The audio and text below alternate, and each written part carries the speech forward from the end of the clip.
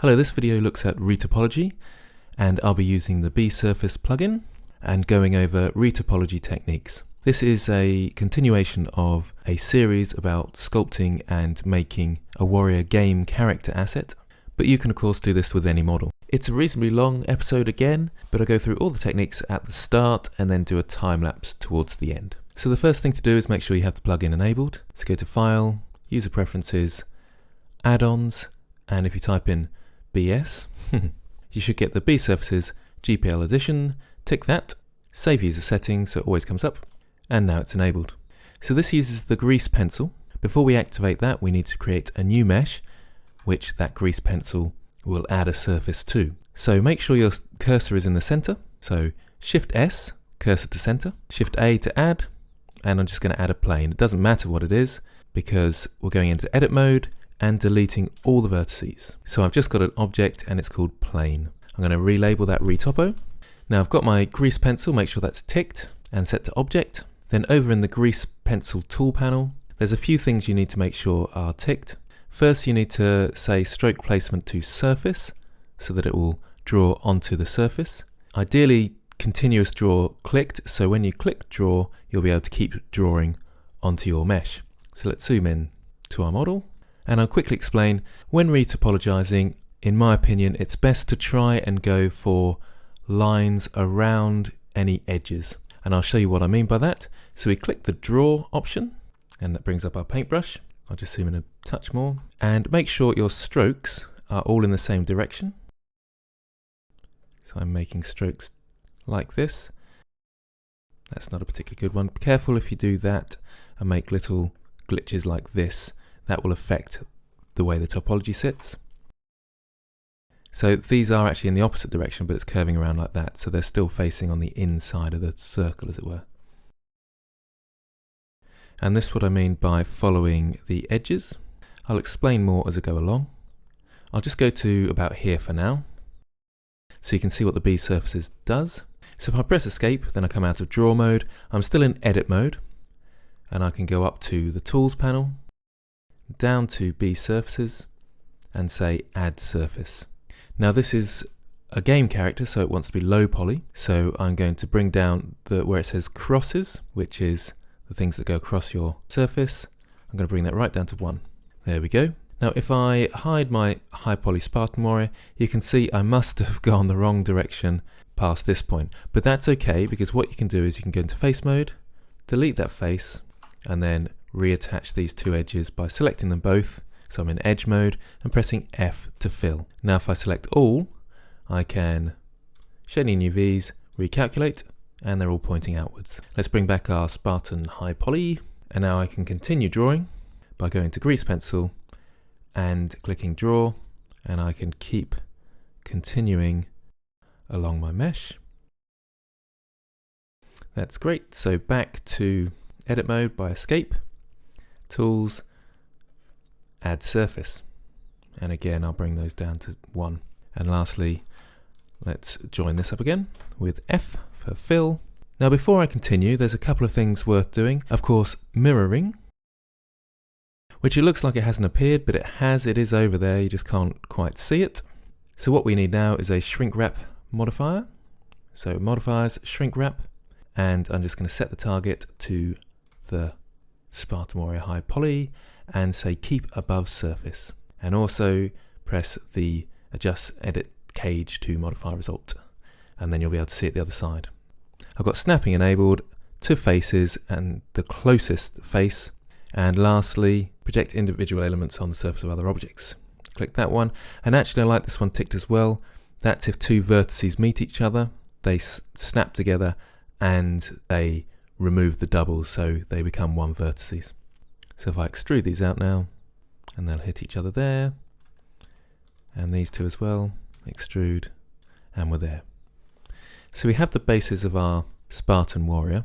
Now the reason I've done it like this is that if I ever wanted to increase the topology and add loop cuts in here at all, I can do that quite easily. That's why you try and keep everything as quads, because loop cuts will go through quads. And it's the best way to topologize, having an edge flow following your edges, if that makes sense. So this edge follows the helmet's edge. And those will be the really important bits when retopologizing, is to try and highlight those edges with edges of topology. The other important bit is to try and keep your silhouette as close as possible. So this dent, for example, you can see there's a silhouette there. I'm not going to worry too much about that, to be honest, because it'll probably be seen from about this distance, and that will be difficult to see. So that shouldn't matter too much. So that sort of detail I'm not too worried about, because like I say, it's a game object, and this is about as close as you'll get. But we still want to see that detail, which we see from this distance, and the normal map will do that. But our topology doesn't need to. The same with these sort of divots and dents. But this extrusion here we will want topology for, because you can see it clearly on the silhouette from this distance. So you look around and you think of where you want your topology. The best way is to just get going with it and start, see how you get on, and experiment a bit. You can always redo, and it's good experience. Okay, so I will be using the B surfaces around the place, but the other techniques are to obviously just grab your edges and selecting faces and filling them in with F. It's a good idea to go one away, and then you can control click and build up the topology like that. The other plugin I've got enabled, which is quite useful, is F2. So it's File, User Preferences, Add-ons. You don't have to download anything for these two. F2, yep, Mesh F2. So tick that, and it's really handy because you can go to a big long row like this, and just fill that one in, and just press F, and it will fill them in, knowing that it has to fill those areas in for you, which is great. So this is where you start getting difficulties. You think, well, what do I do here? And that just comes with experience. Before reaching that though, it's a good idea to line up the edges fully. So let's go to vertices mode, and remember you can zoom into your edges or vertices by pressing the full stop on your numpad. Grab these points and make sure they're right on the edge, and that's going to even them out a bit as well. You can also enable X-ray mode, so you can see it above the surface, and it's handy to be able to click that on and off. It's in Object, and then under Display X-ray. I'll use that for now just to move these around. The only problem I find is that you can see the back faces, so they get in the way sometimes. So even them out a bit and make sure they're right on the edge, or nice and close to that edge anyway.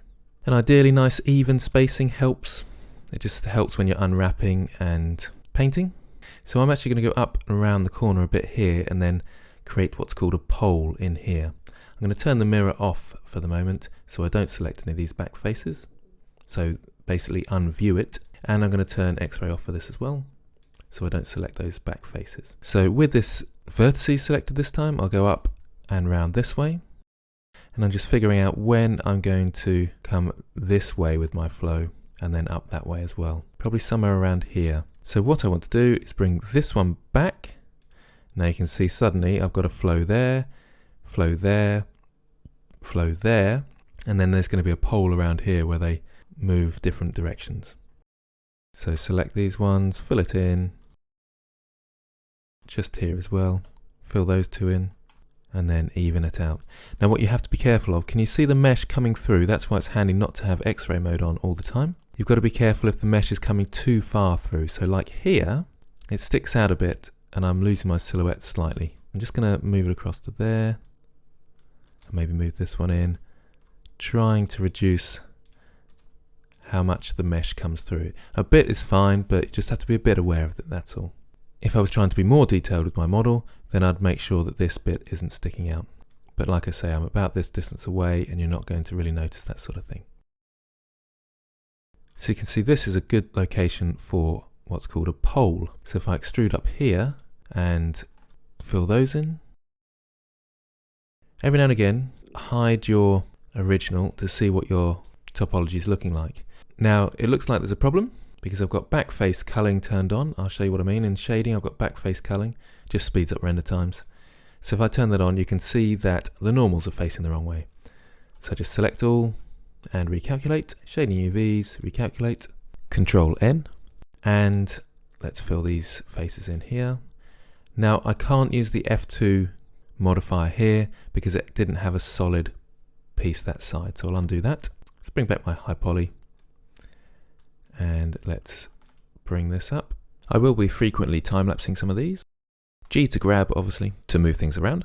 So this is what's called a pole. A pole is where you've got 3 or 5 and above edges coming into one vertices. You have to be a bit wary of poles because they change if I do a loop cut here, they change the direction of your loops around the pole, as you can see there. So it does matter where you position your poles, and ideally you don't want a pole that's right onto an edge of your shape.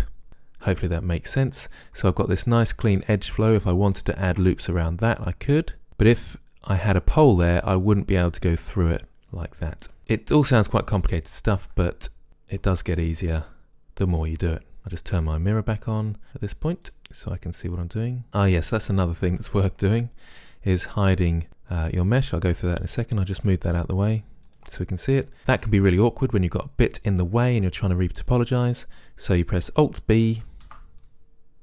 I made that mistake in the sculpting course earlier.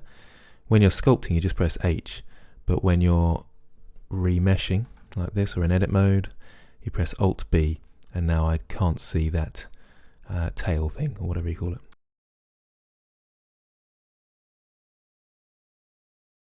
And I'm going to need an edge loop that goes around like this. So that's probably just easier with the vertices selected. I can press Control and click. Sometimes if you're trying to do the extrusion with just pressing Control, hopefully you knew that you can just press Control and go around. Sometimes it's a bit of a pain if your what are they called, manipulator thing is in the way, so you just get rid of that and go around. That makes it a bit easier. And then get it back down there.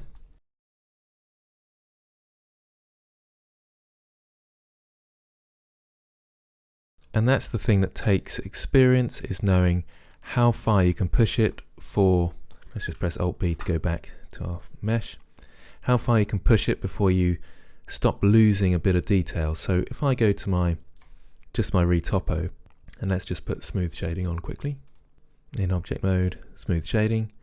Now does that look circular? And there's an issue there obviously. Just about, so if it's seen from this distance, I think we'll be okay with that. So this is about the sort of resolution that you want to go with your topology. So that's what's happened. There's a face in there, so I've obviously attached these two and missed out the line here. Things like that are easily done. Let's just go to edge mode, select those two.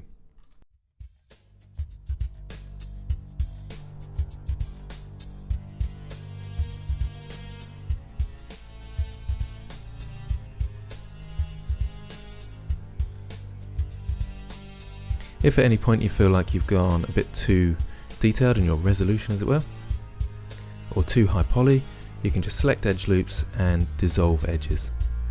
But you might have to reposition things and even them out.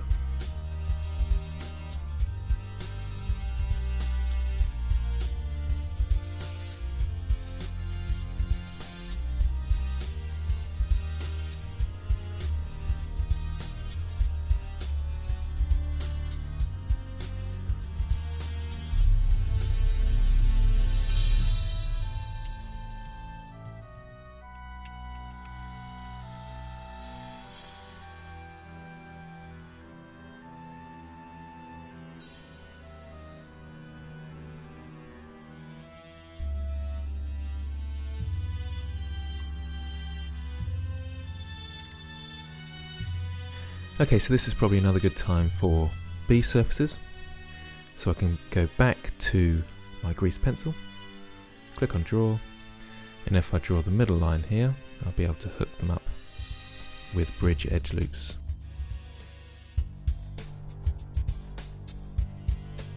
Okay, escape, back to the tools, add surface. I must have had these selected. So undo that, and I'll have to redraw it.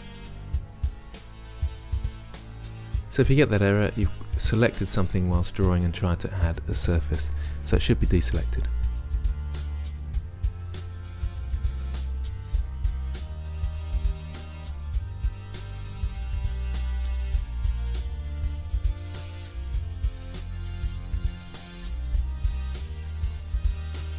I just had to quickly flip the normals, but now I can select the two edge loops and press Ctrl E, bridge edge loops. And I obviously miscounted. Yep, so there's an extra one in there, which is a bit silly of me. So Ctrl R, put an edge loop there, and bridge edge loops. Okay, so if you make that mistake and you miscount, you'll have to add an edge loop on one of your edges.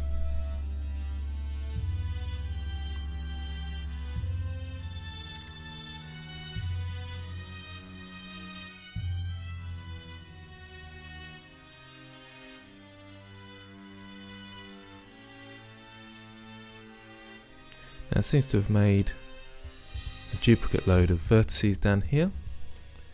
So if I select all, go to tools, remove doubles, 10 removed, and I think those have been removed now. Not quite sure what happened there, I must have extruded. Yes, that's when I went to extrude and then thought actually I'll use B surfaces. Now at certain times the B surfaces will be quicker, at other times it won't be. In this case I think it was probably quicker if I just drew out the vertices. So if you deselect everything, you can press Control click and you insert vertices, and then just keep going around, trying to make sure it lines up this time. And you can see there's a lot of distance now between these points, so I might have to spread them out a bit more. From about this distance it's okay though, so I'll keep trying with that. And I got it wrong again. Ah, that's why, because I've selected this one in here and this one in here. There we go. Sometimes you might want to just turn snapping off, Shift Tab, turn your base mesh off, and extrude along the x-axis, and that will pull them in together without having to worry about all the snapping and things. Should have done those ones as well though. So from here I'm just time-lapsing what I'm doing.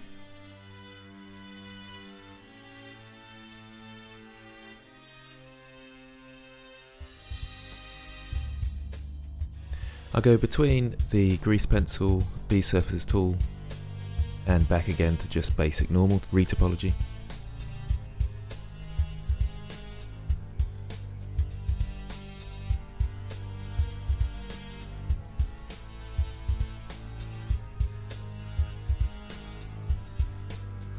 And lots of the time I'm making my high poly invisible so I can see where my mesh has gone.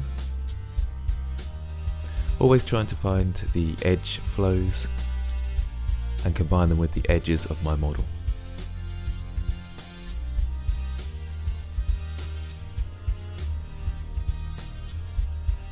There I'm using the Alt-B command to hide the mesh.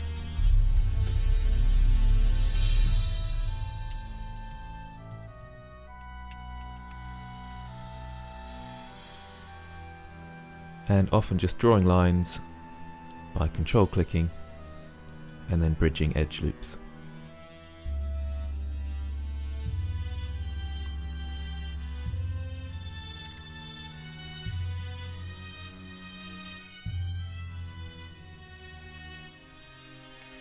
So all the time I'm trying to consider where my silhouette is, what's going to be seen, and how close I really need to go to the original topology,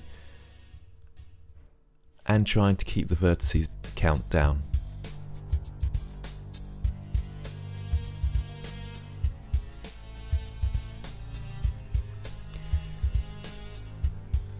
Here I was deciding to put more topology around the nose. Then I decided against that because it really doesn't need that detail. That will be picked up by the normal map.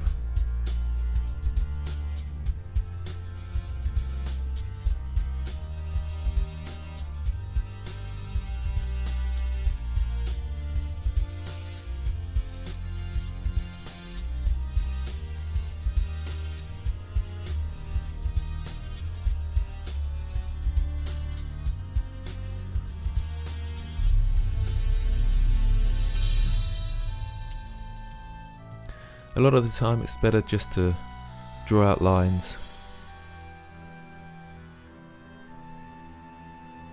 and see where things might go, and then delete some topology if it's not quite working.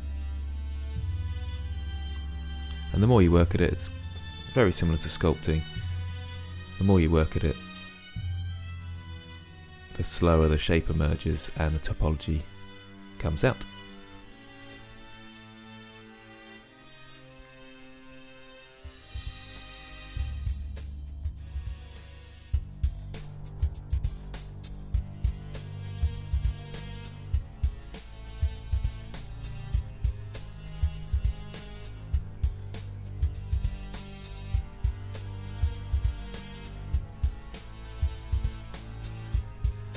I try and follow where the muscles are going for the edge flow.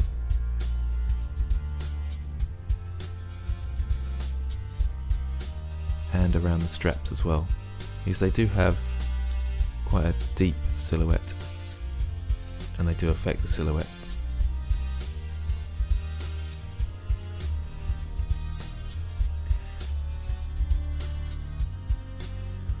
The straps cross over each other, so they're not perfectly mirrored, so I have to leave those till last.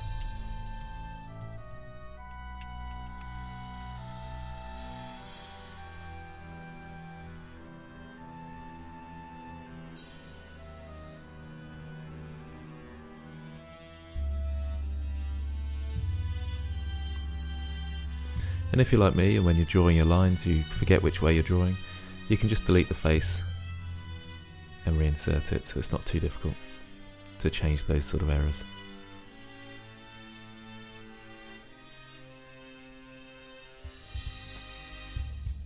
Now I believe it should be the case if you select an edge loop and then start drawing, your new B surface should be attached to that line, but it didn't always work for me. But it's quite easy.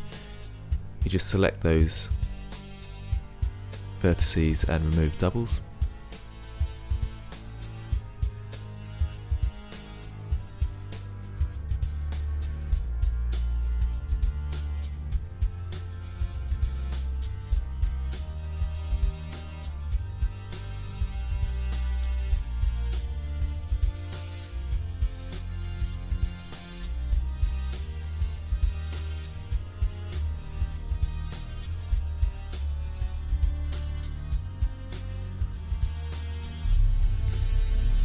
Still trying to keep this low poly, so my aim is around 2,000 to 3,000 faces, maybe a touch more, because I don't want to lose too much detail.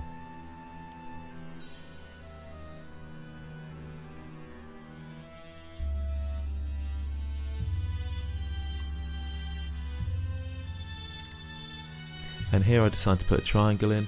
I don't think it should make too much difference there because it's quite tight mesh. But generally I'm keeping to quads where possible.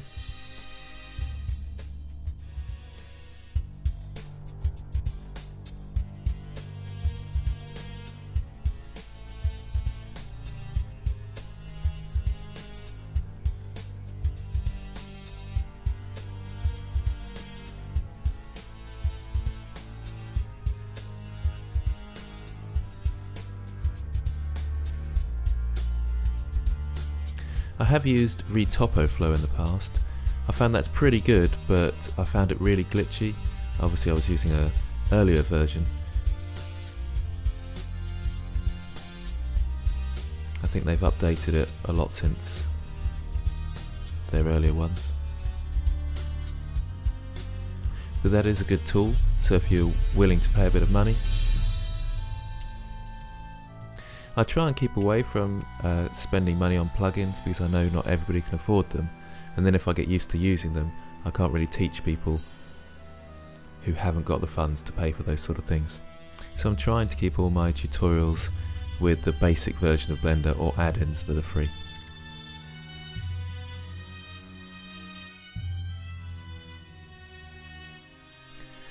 On the arms I think it's a great idea to go all the way down with edge strips like this, and then fill in the faces with the F2. You just got to make sure you keep the count the same. So I go all the way down with these strips and then just quickly press F2 down the middle and you've got a nice arm.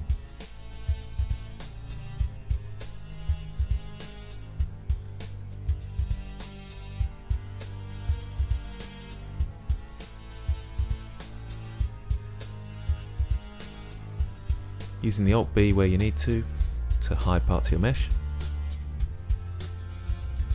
The hand I found really fiddly and a bit of a pain because I still wanted to keep that silhouette as close as possible, but I still wanted to keep it low poly.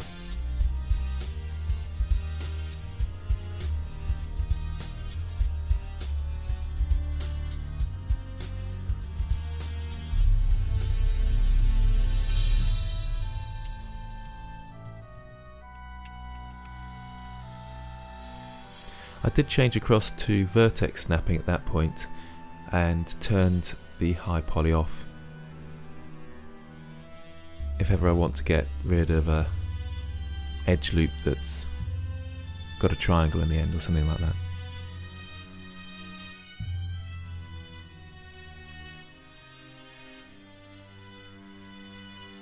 And I do use a couple of triangles at the end here as well.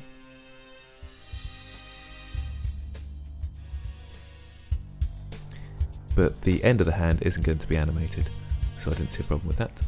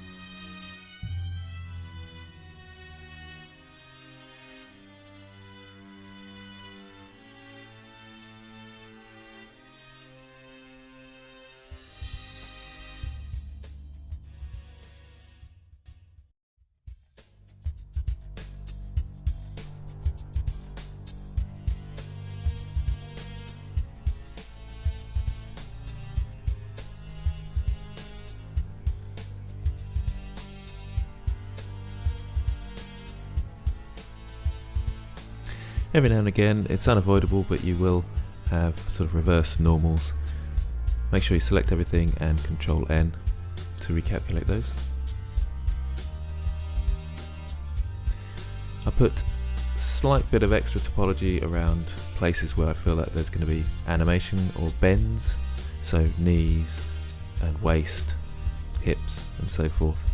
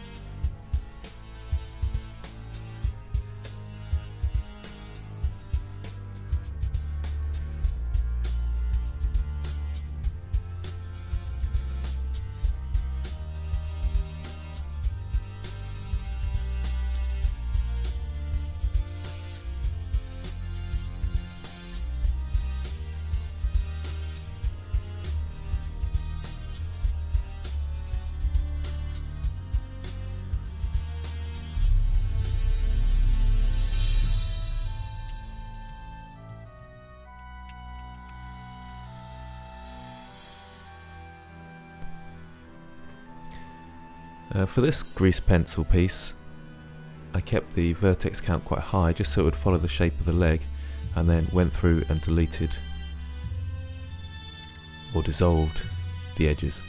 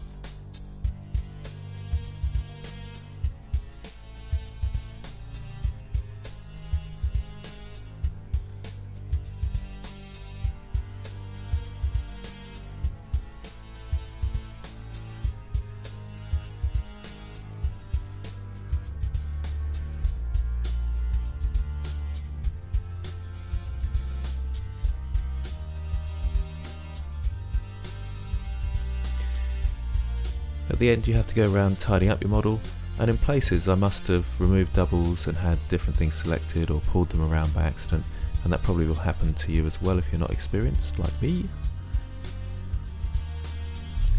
So just be aware and go around, check all your mesh, and check inside your mesh as well. It's a bit of a pain if you've got topology that's sitting inside, but because you've accidentally selected a back face and filled it in with a front face.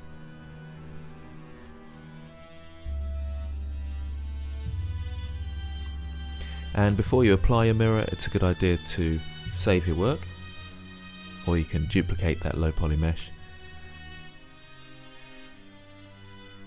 And I had to do a bit of tidying up here for some reason. But the main reason for applying the mirror is so I could do the straps, because they're asymmetrical.